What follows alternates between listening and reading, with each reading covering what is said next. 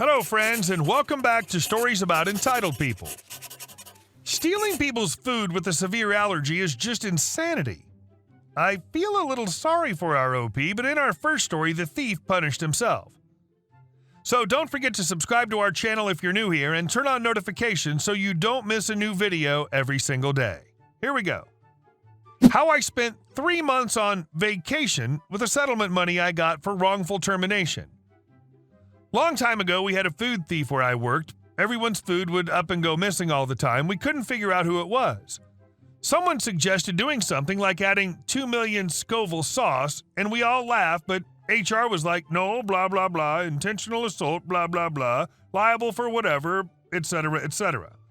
And like none of us were really planning on it. In fact, 3 of us put a sign on the fridge door that said, if you have no lunch and are hungry and can't afford to buy lunches right now, come tell us and we'll bring you a lunch every day.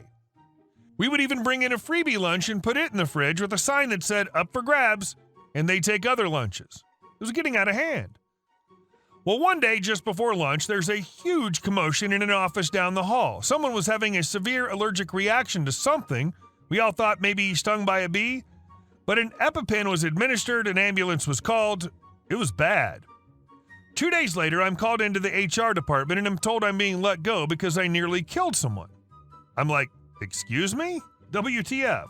Dude stole my lunch that day. Some delicious lettuce wraps, and apparently he was severely allergic to peanuts. Lettuce wraps have peanut sauce. I was accused of doing it on purpose. We didn't even know who he was, let alone that he had a peanut allergy. That wasn't even in his file for having, despite the fact that it was so severe. How the hell could I have knowingly tried to kill him? I just wanted to eat my freaking leftovers. I spent a good 3 months on vacation with the settlement money I got for wrongful termination, but dude never stole a lunch again, according to my friends that still work there. And our second story. I just need a decision. I used to work for a large company. I was a member of a team that, among other things, reviewed the plans for new in-house software before it went online to ensure that basic security standards were followed. We were also expected to suggest improvements when possible. In theory, my team was supposed to be contacted as soon as the developers had a high-level design, but so long as we were consulted before deployment, everything was good. My team did the security sign-off, and we were encouraged to avoid rejecting requests, even when the security was terrible. We were supposed to reach out to the developers, work with them on improving the security, point them to relevant standards, and keep poking until the developers fixed their designs or they gave up and asked us to close the request. This being a large company, we had lots of paperwork and processes. Requests went into a sort of ticketing system, and my responses went back through the same system. The ticket number was used all over the place as evidence that the right steps had been followed. We had one department who thought that they were special and the rules didn't apply to them. They thought that it was intolerable that we would even question their brilliant designs, let alone dare to suggest improvements. One of their project managers, let's call him SM for Special Manager, was known for going ballistic and working his way up the org chart if anyone dared to tell him no. Fortunately, saner heads had prevailed. He'd been told unambiguously that he needed a decision from our group before he could move any of his projects into production.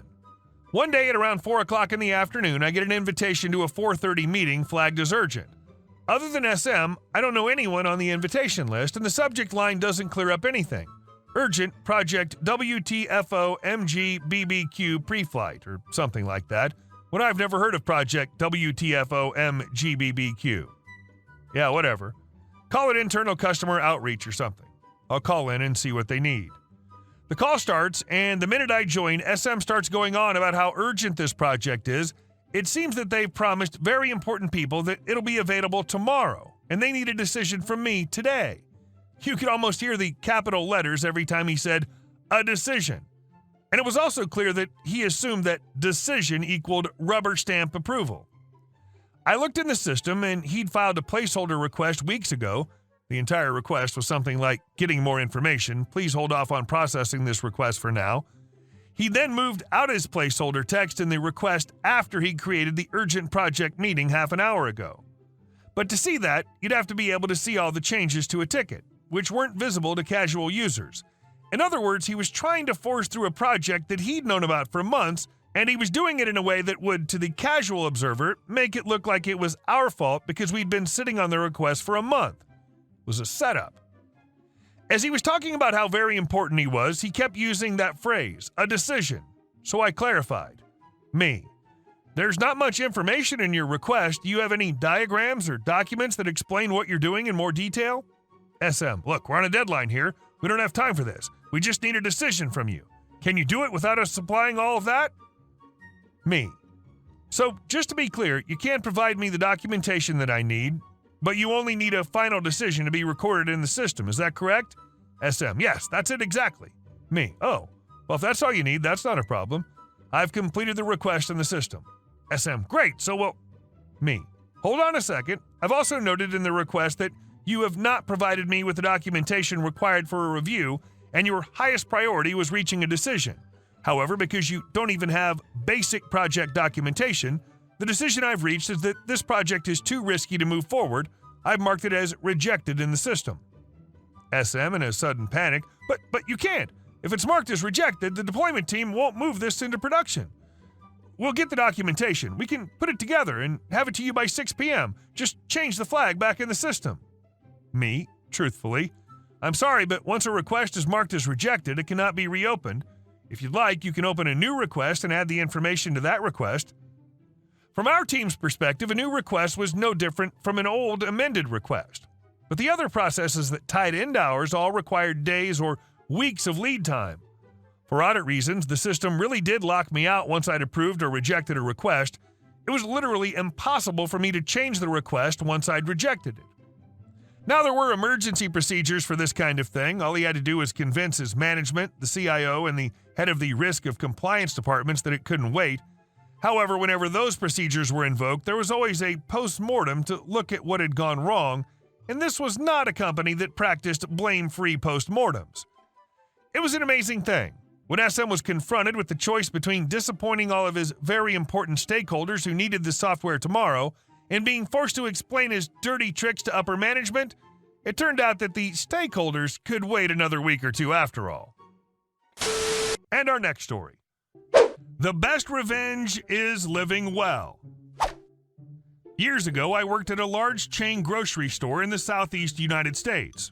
You can probably guess which one. I had a manager that just did not like me.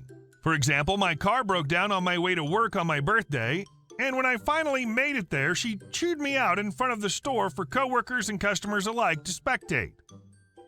She often pushed me to quit school and work full-time because she was so certain I'd fail and she needed shifts covered.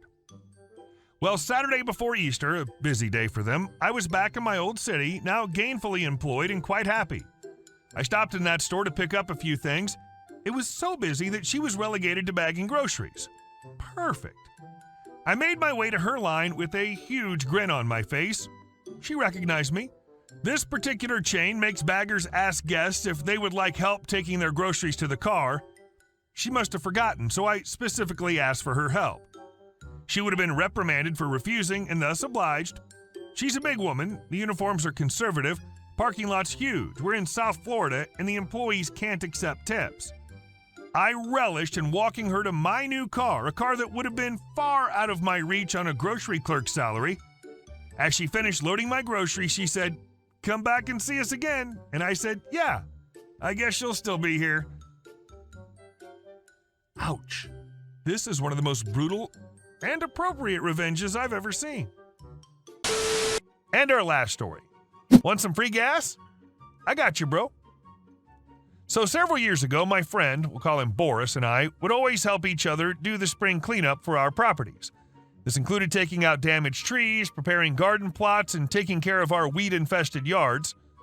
I was going to be the first on the cleanup detail, so I prepared tools and implements the Friday before the big cleanup was to happen. Sharpening tools and chainsaw chains, lawnmower blades, and just getting everything in order.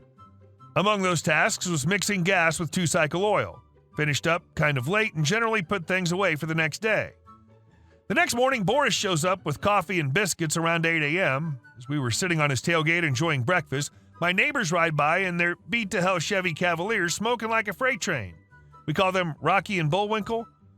Boris and I made the usual jokes about the amount of smoke pouring from the exhaust. Damn, bet they go to the gas station and fill up with oil and check the gas.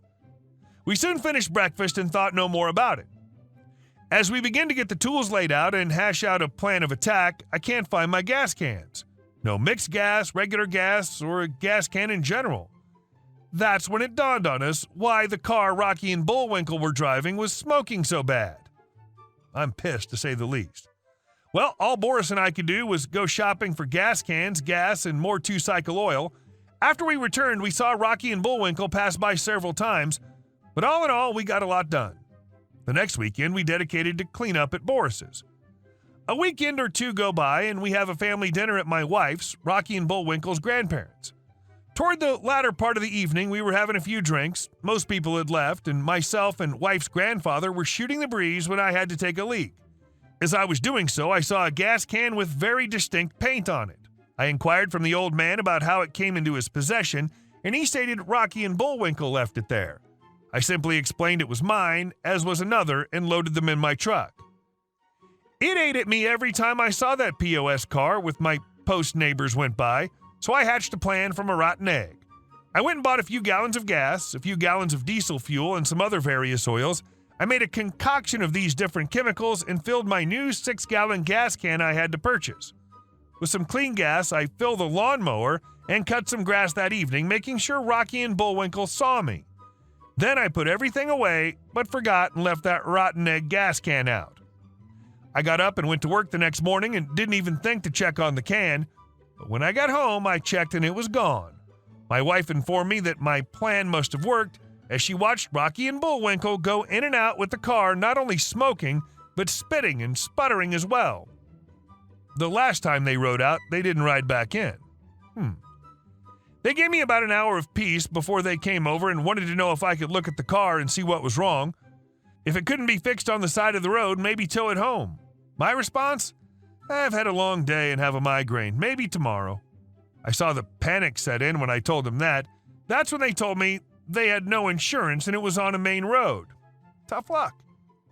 So the highway patrol did run across it and had it towed. It was going to cost them around $500 to get out of impound, plus they'd have to have current registration and insurance. Car wasn't worth it. Well, they're those types of people that good luck just falls on them, and the pastor of the local church gave them an old Ford Taurus. Took me a few cans of rotten egg gas, but I got the motor to lock up after about a month. This time it quit in their grandparents' yard, so they scrapped it, and as luck would have it, they got their income tax returns. They bought a nice-looking Ford F-150, but it began having problems too, smoked really bad. They did take it to a mechanic that eventually found the problem. He got the truck running right again for about $1,500, and I've never had any more gas come up missing. You would have thought they'd learned the first two, and not when they had to take the third one to the mechanic. Hey guys, thank you all for watching the video. I'll see you in the next one.